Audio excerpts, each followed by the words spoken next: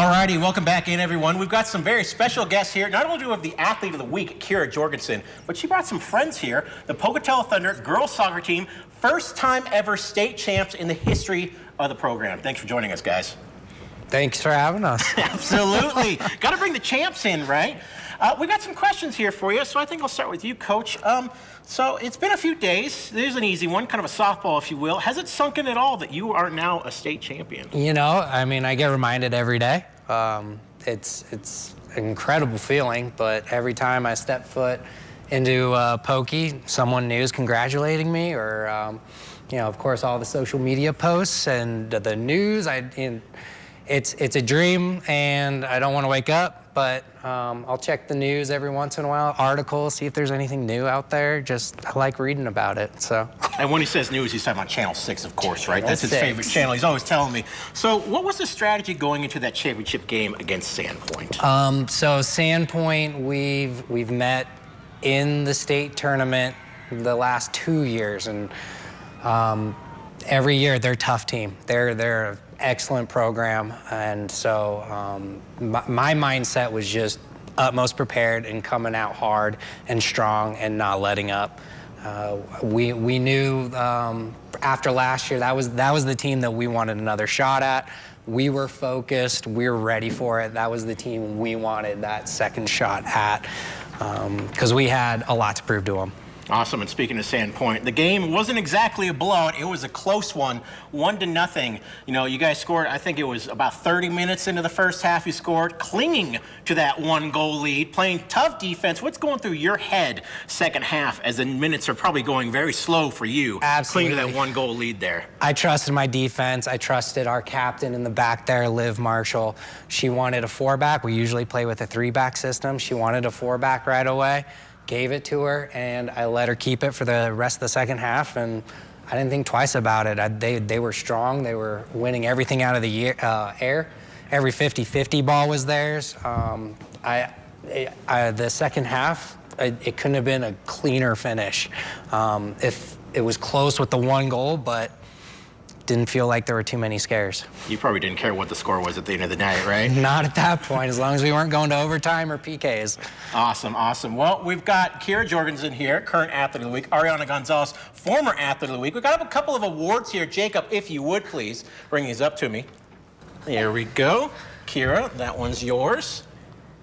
Don't make me stretch. I'll bust the seams on this suit. There you go. That's for you guys. So speaking of Kira, though, no goal surrendered the entire state tournament. I don't know how often that happens. You know, I've only been here for a little bit. I'm not a soccer expert. I assume it's not a lot, The last time that happened was 10 years ago. 10 years ago. So how did that feel knowing that you and your defense shut them out all state tournament? So I definitely appreciate all the compliments that I've been getting, but I definitely think that my defense deserves a lot more credit than they've been getting, because without them this entire season, nothing like that would have happened.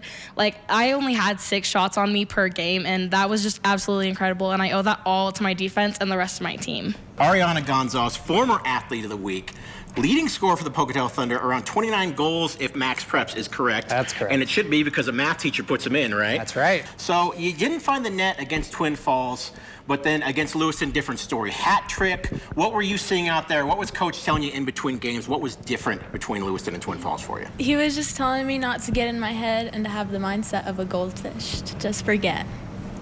There you go. And you certainly did. You got 3 goals against Lewiston. That game was not close, and Lewiston the 2 seed, right? So I think a lot of people had Lewiston going far. So we're going to go to Haley Poole now. The game-winning assist in the title game, also a huge penalty kick against the aforementioned Twin Falls to get your squad on the board. That was deep in the second half. I was freezing cold. I was nervous. I wasn't even playing. I had no skin in the game. How did it feel? What was going through your head once you finally got that PK and you got the team on the board there? I was just like, don't miss, because if you miss, we might have to go into overtime or something. So I just was really focused on like calming myself and just putting the ball in the back of the net. So yeah. Did the cold weather affect you guys at all out there, you think? Or I feel like yes, like the ball was bouncing around a lot and we were just having a hard time controlling the ball, and also I mean our muscles are all cold, and so I think yes, but we were able to figure it out either way. Awesome. Let's go to Lexi Wells now. I mean, she had a hand in the final game, I think, Coach, right? 100%. Championship game-winning goal. You know, you kind of I've watched it about 1,000,000 times now. I'm not athletic, so I can't really recreate it. You kind of kicked it in just the side of the net there. What were you seeing out there as Haley just kind of rainbowed it to you there for the assist? So I was just watching kind of like all the passing around, and then Haley finally kicked it above, and I was like, I can beat this defender. And I was like, hey, I gotta go.